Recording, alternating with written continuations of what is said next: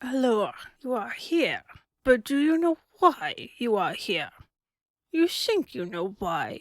You came here with a question about the origin of The Matrix Reloaded. However, you are here because of the algorithm. We are all here because of the algorithm. Oh, how I love the French language. The French have many beautiful words for vegetables. Chou-fleur, épinard, haricot vert, champignon, which sounds like champagne, but is just a mushroom. Ah, but do you see this? It is cake. Does seeing it make you hungry? Does it look delicious? Of course it does, because it is cake. Today on Book vs. Movie, I'm covering The Matrix Reloaded, and comparing it to the book The Grey King by Susan Cooper, which I think it was loosely based on. I stumbled over the likely source of inspiration for The Matrix while reading Susan Cooper's The Dark is Rising. I was reading the book for a different book versus movie, and I realized that the plot of the book, The Dark is Rising, was surprisingly close to the plot of The Matrix. So I did an episode comparing the two. But The Dark is Rising is a series of 5 books, and it seemed like a good idea to check the rest of the books in the series for similarities to the Matrix sequels. Somewhat to my own surprise, I found them. Even though I went in looking for the similarities, a big part of me didn't expect to find them. The books are so different in tone from The Matrix that even knowing what to look for, it's still a surprise to see the similarities. For The Matrix Reloaded, we're skipping to Book 4 in the Dark is Rising series, The Grey King. To show how this works, I'm first going to go through the synopsis for the book, then a quick synopsis of the movie, and then show how I think the two connect. And before I begin, a note about the Welsh pronunciations. I had some vague ambition to give the names their proper Welsh pronunciation, but the Welsh double L finally did me in. Cyfal is something like Cyfosh, and Brennan Lwyd is Brennan Llwyd.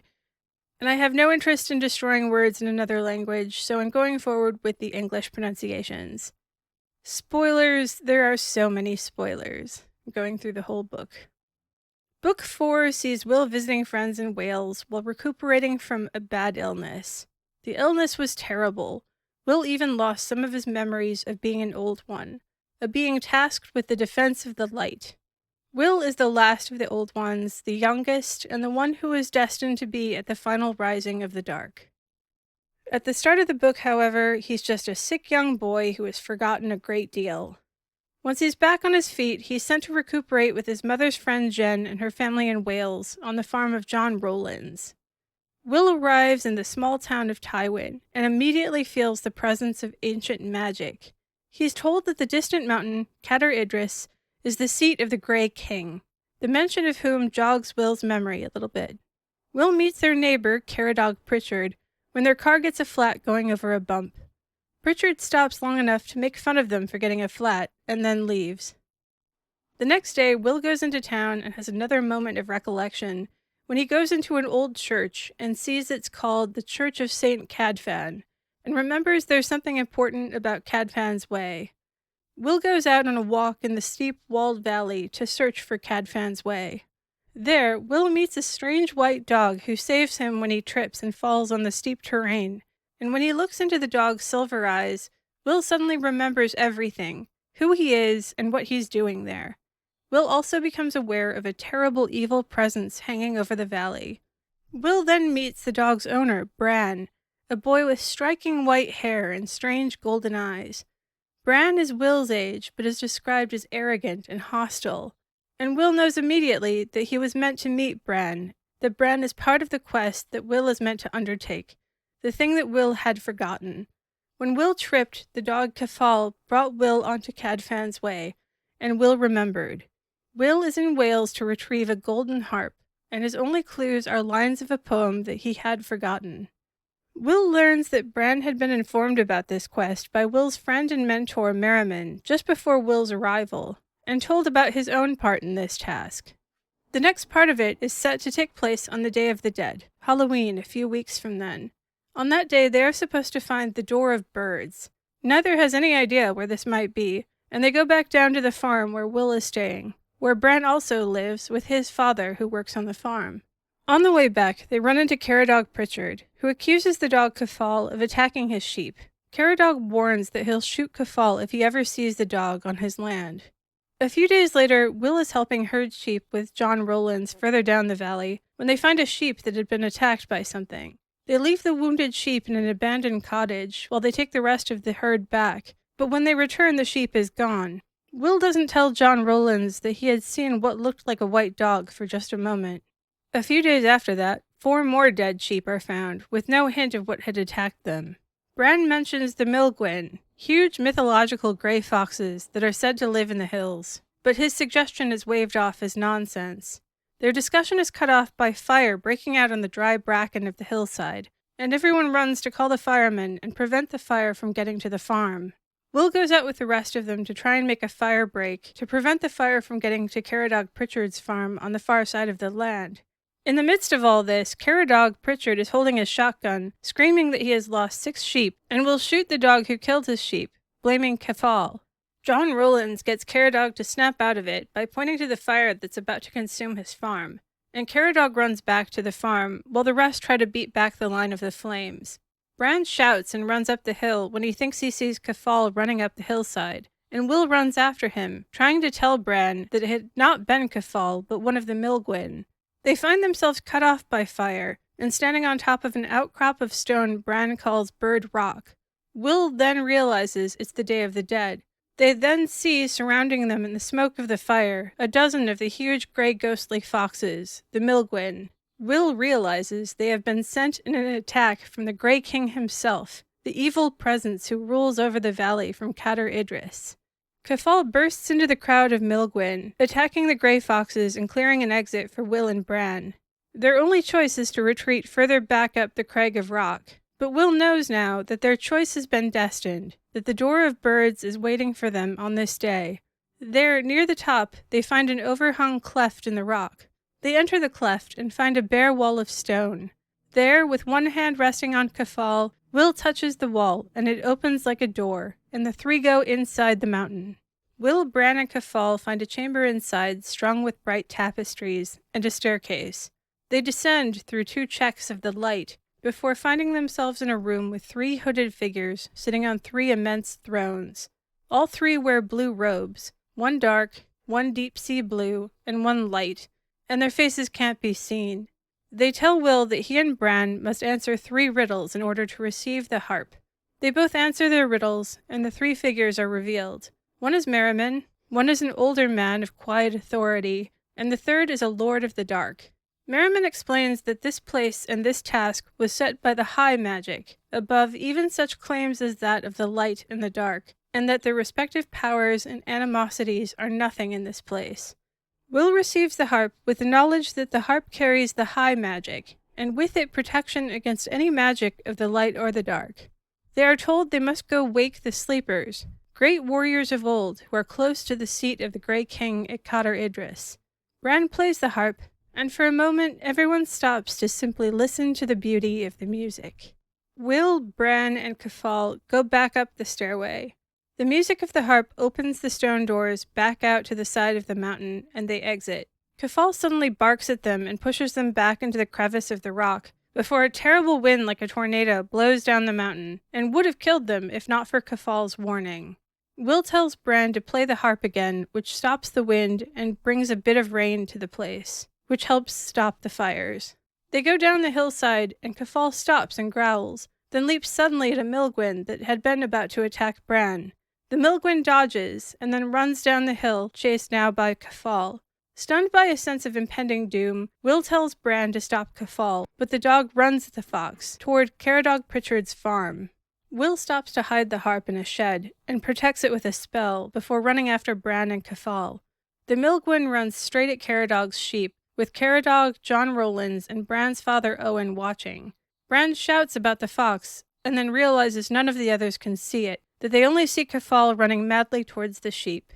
The Milgwen attacks a sheep, and Kefal tries to attack the Milgwen, but Caradog Pritchard shoots Kefal before he can do anything else. In the horror of the aftermath, the grey fox trots off, and Bran goes to his knees next to his dead dog. In the days afterwards, Will attempts to console Bran, but there's no consolation he can offer that helps. Will learns that Bran had come to the farm as a baby with a beautiful woman named Gwen, who had come out of the mountains mysteriously with the baby. Bran's father had fallen instantly in love with her, but she disappeared back into the mountains, leaving the baby Bran behind. Will goes back to retrieve the harp, and while he's walking back, he sees a Milgwyn that changes shape in front of him to a black dog, like one of John Rowland's sheepdogs, before it runs off. Then Will is surrounded by mist, and the Grey King is there, an enormous figure formed by clouds of fog. He tells Will that the sleepers will not be woken, that he will prevent it. The Grey King tells Will that he will let Will escape if he abandons his quest and leaves now, but that he will destroy Will and the harp if he tries to wake the sleepers. Will bows to the Grey King, recognizing him now as the great Lord of the Dark in the sky-blue robe from inside the mountain, and tells him that the light will never be turned from their quest. The Grey King gives Will a night and a day to abandon his quest, and then he leaves. Will goes back to the farm, only to find that Caradog Pritchard has found another dead sheep. This time they thought he saw Roland's black dog, Pen. Caradog is out looking for Pen, who is still safe at the farm with them, and had been with John Rowlands all day. They decide to take Pen to stay with a friend down the valley for a few days, where he will be safe from Caradog's mad ravings. Will goes with John Rowlands and Pen to the friend's farm by the lake, and Will realizes that this is the place where he will wake the sleepers, and that he has been drawn to this place. Just then Bran rides up on his bicycle, saying that Caradog somehow knows where they are and is coming after them. Will, Bran, and Pen go off into the hills to evade Caradog, but end up in a cottage that is also watched and controlled by the Grey King.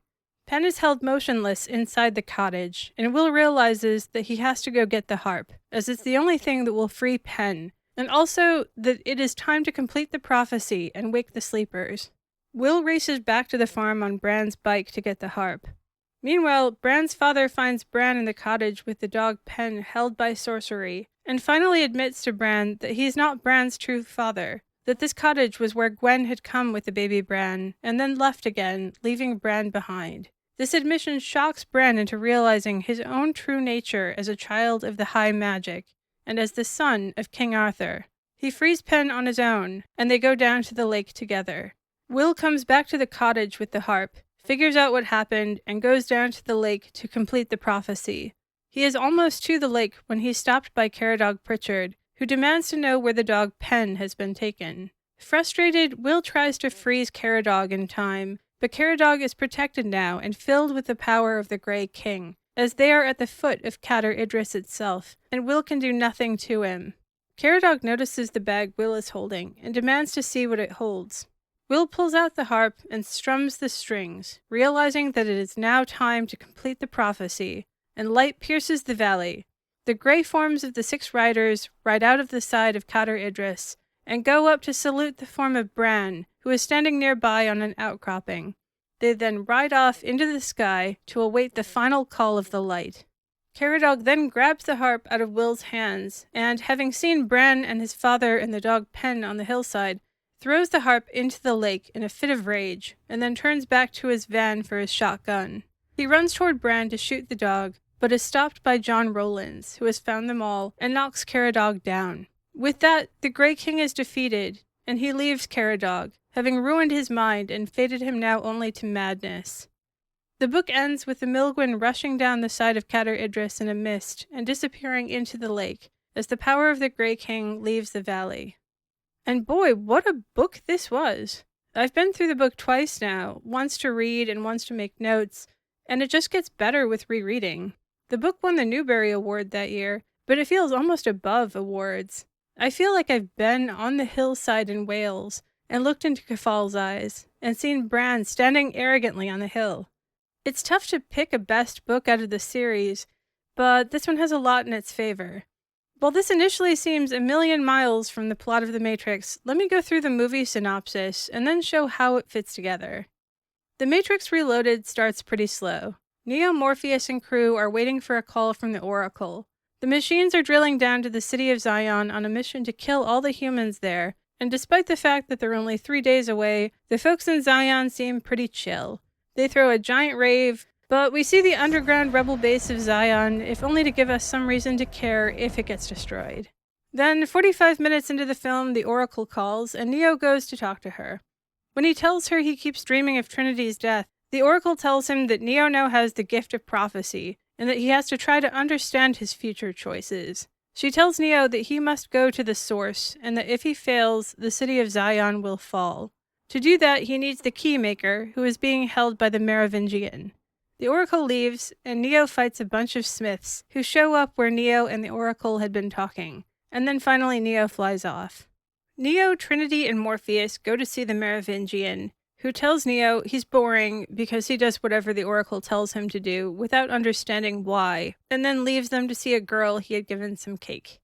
The Merovingian's wife Persephone decides to help them in order to get back at her philandering husband, and gives them the Keymaker in exchange for one really great kiss from Neo.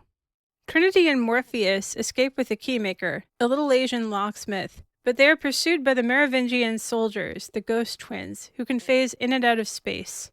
Neo has to stay and fight in the Merovingian's home, while Trinity and Morpheus take the Keymaker out of the restaurant in a car. They're directed onto the highway, despite the dangers of going onto the highway. They are now being chased not only by the Ghost Twins, but by agents who also want to capture the Keymaker. Morpheus comes to assist, and between them all, they have one of the greatest action sequences of all time on the highway, before everything blows up and Neo gets there just in time to fly them out of the explosion. Back in safety, the Keymaker tells them how to get to the source. The source is reached by a door in an inaccessible hallway of a building, and the only way to get past the alarms is by cutting power to the whole building, as well as backup power, and then reaching the door before it can reconnect again. Neo has a 5-minute window after the power is cut, or it disappears. Morpheus gives a speech saying that the prophecy might be true, and if so, the war will end when Neo reaches the source. Neo asks Trinity to sit this out, and she agrees. He doesn't tell her it's because he's been having dreams about her death. They all set out to take their respective targets, but one of the ships falls apart at the last second, and Trinity has to go in and take over or risk Neo losing his opportunity. Neo fights Smiths who try to keep him from reaching the source, while Trinity takes out the backup power. The Keymaker unlocks the access room to the source, and Neo gets in, but the Keymaker has been shot by the Smiths, and dies in Morpheus' arms. His last act is to give Neo the key that unlocks the door to the source. Through the glowing door, Neo finds himself in a room surrounded by TVs, along with a somber old man who calls himself the Architect, who says he built the Matrix. He tells Neo that the Matrix works as long as people feel they have a choice about staying in it, hence the city of Zion. However, this instability resolves itself ultimately as the One. Neo is told he's the 6th such One, and that it is the duty of the One to return to the source. And once he returns, the Matrix is rebooted, Zion is destroyed, and the One gets to restart Zion with a few of his friends. He lets Neo know that Trinity has since entered the Matrix and will die soon. Then he gives Neo a choice, to return to the Matrix and Trinity, which means that the instability remains, the Matrix will crash, and everyone will die, or to let Trinity go, and the Matrix will be restarted, and they will rebuild Zion. Neo chooses Trinity, and rushes back into the Matrix to catch her from where she has been shot, and removes a bullet from her wound. He restarts her heart, and Trinity comes back to life. Back on the ship, Morpheus has a hard time with the idea that the prophecy was always meant to herd the One to his final end, and is not a salvation for anyone. Neo tells them that the machines are going to destroy Zion in 24 hours anyway. They're interrupted by machines attacking the ship. They abandon the ship, but before the machines can overtake them, Neo realizes that he can feel the machines, and he stops them in the real world, just as he would have stopped them in the Matrix. The effort knocks him out, however. The movie ends with Neo in a coma alongside Bane. Bane is also in a coma after Smith downloaded himself into Bane's own brain from the Matrix. This sets us up for the Matrix Revolutions, the third part in the Matrix trilogy. So for book versus movie, the movie wins. The book was great, but the movie was a masterpiece. How I love this movie. Really, I think I like The Matrix Reloaded more than The Matrix. I love the wonky speeches from the Merovingian and the Architect. They're impenetrably lovely, half crazy, half profound. I like the Merovingian, who is maybe my favorite character in the Matrix universe, as he is the only one who refuses to play by the rules of the story. He stands outside the story and asks why it should exist. I like Persephone, who is beautiful and interesting. I like the architect, standing in for the cold logic of the computer world. And I love the highway scene.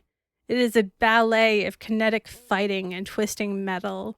This movie is the pinnacle of The Matrix's greatness. The third and fourth movies are shadows of the first two, so this second movie is the height of the franchise.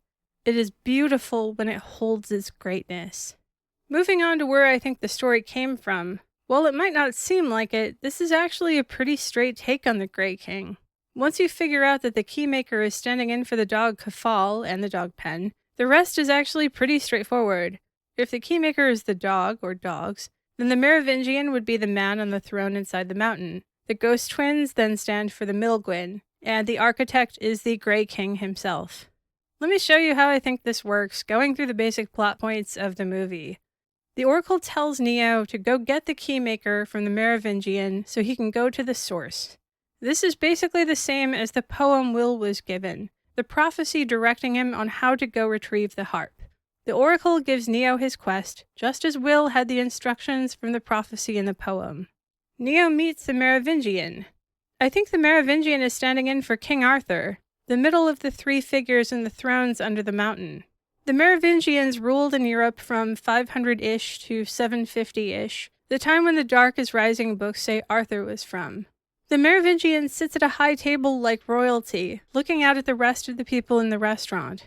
Neo goes before him and asks for the Merovingian to give him the Keymaker, just like Will and Bran have to go before the three hooded figures under the mountain to ask for the harp. And if the Merovingian is Arthur, that makes his wife Persephone Guinevere, that champion slut, who goes behind her husband's back to give them the Keymaker in exchange for a kiss from Neo. This parallels Guinevere leaving Bran at the farm as a baby so that he can fulfill his part of the quest later with Will. Guinevere is giving Will the means to complete the prophecy by leaving Bran in this future time. Trinity and Morpheus get the Keymaker and are chased by the Ghost Twins, who can phase in and out like fog. When I watched the movie this time, I started calling the Ghost Twins the Milgwyn, because the name was honestly perfect for them. These guys are the definition of awesome mythical gray foxes. So then you have this chase sequence with the Milgwyn and Trinity hauling around the Keymaker, who I think here is standing in for Pen, the dog they were trying to hide from Caradog Pritchard. The whole chase sequence stands for the finale of the book, where they were trying to keep the dog Pen away from Caradog. When they all get back to their hideout, the Keymaker tells them that they have to get to a door at exactly the right place, at exactly the right time, under exactly the right circumstances, and then he will be able to open the door for Neo to go to the source. This is basically the prophecy of Will and Bran having to open the door of the birds on the Day of the Dead. A hallway in a building that no stairway can reach? Yeah, that's a mythical door. And the Keymaker is standing in for the dog Kefal, since Will had to be touching Kefal to open the portal. Kefal was the key to opening the door of the birds. Also, just like Kefal, the Keymaker is shot right after facilitating Neo opening the door to the source. For me, the death of the Keymaker was the real clincher for whether this book was connecting to this movie. Then Neo talks to the architect in a room full of monitors. I think this stands for Will meeting the Grey King in a cloud of fog. The Grey King has been monitoring things via a wearstone, the book tells us, which is described as not quite a television image. The Grey King offers to let Will leave unharmed if he abandons the quest to wake the sleepers, and gives him 24 hours to leave. Neo's choice with the architect is actually pretty much the same thing. If Neo abandons his friends, he can go free and start over again. Just like Will, Neo ignores the ultimatum and goes to help his friends. The movie ends with Agent Smith downloading into a human, Bane, in a manner similar to Caradog Pritchard being filled by the Grey King, and ultimately driven mad. But that's for the next movie. So yeah, once you see that the Keymaker is standing in for the dogs, both Kefal and Pen, the story lines up quite nicely. Knowing what they were translating, you can kind of see what the Wachowskis were doing. I don't know where they came up with the idea of doing a kung fu cyberpunk take on a bunch of fantasy novels like The Dark is Rising, but that seems like it's what The Matrix is. Knowing what they're riffing on, you can kind of see how the movies were constructed, where the ideas were elevated, and sometimes where they fell flat, too. Speaking of falling flat, next up is The Matrix Revolutions, the Matrix movie nobody remembers anything about except that Neo dies at the end. Side notes. I mentioned in the first video that the title of The One and all prophecies related to The One originated in the book Dune by Frank Herbert. Neo has the gift of sight, shown in the first Matrix movie as the ability to see the code of the Matrix itself. In the second movie, the Oracle tells him he now also has the ability to see the future. This doesn't really ever come up again, but I thought it's worth pointing out that Neo's ability to see glowing code in the Matrix seems like a version of Paul's ability to see possible futures in Dune. Neo sees programming and senses machines even in the real world outside the Matrix. People have been trying to make sense of this skill since the movies came out, but I really think it's just because Neo is the Kwisatz Haderach. They gave him all the skills from Dune, plus a Bluetooth controller. This is an issue with trying to smush together two different story universes. You end up with stuff that's just there because. Why can Neo do these things? Because it's cool. Also, the plotline in The Matrix that the prophecy was planted by the Oracle is pulled from Dune. The prophecy of the Kwisatz Haderach was seeded on the planet Dune by the Bene Gesserit, and the Fremen were made to expect the coming of the Kwisatz Haderach as their liberator. The Oracle is doubling as the Bene Gesserit here. And Morpheus is stepping into the role of Stilgar as the one who has trouble reconciling his own deep faith against the knowledge that the prophecy was planted as a means of control. Like Stilgar, he never really gives up on the prophecy though, and is ultimately vindicated as Neo really does bring lasting peace. Just because you think you manufactured a prophecy doesn't mean it won't actually be fulfilled. Something I didn't consciously notice in the Matrix movies until I was going through clips while editing episodes is that everything shot inside the Matrix has a green tint. This is constant. Everything inside the Matrix is green, from a very light green to a super dark green in the fight with Smith at the end. Then whenever they're not in the Matrix, the color goes back to normal again. The scene that really caught me with this effect is actually the highway scene. If you look at that clip next to some other clip from the real world, it looks as green as St. Patrick's Day. But when you're watching it, you just kind of tune out the green. I think we auto-adjust for tint, so my memory of the highway scene isn't green. But boy is it there. This is Rose with Rose-Colored Movies. Thanks for listening. You want to know why I'm still here, and your first question, though completely fair and relevant, is going to be mocked just to make you feel dumb. When I wrote the original script for this episode, it was quite naturally perfect, but there was something missing. It needed an ending suitable for the one who is still out there, listening. Ergo, I wrote some more script. Concordantly, the one, listening, would then have to make a choice. Do I stop listening, or do I just keep listening, wondering how long this could possibly go on for? As you are indubitably aware, choice is the problem. You can always choose to stop listening. Ergo, the remainder. You are the remainder of an equation. A long division problem with some weird odd number, like 13. So there is always going to be a remainder. You are that leftover. That person who is still listening. That person this was made for.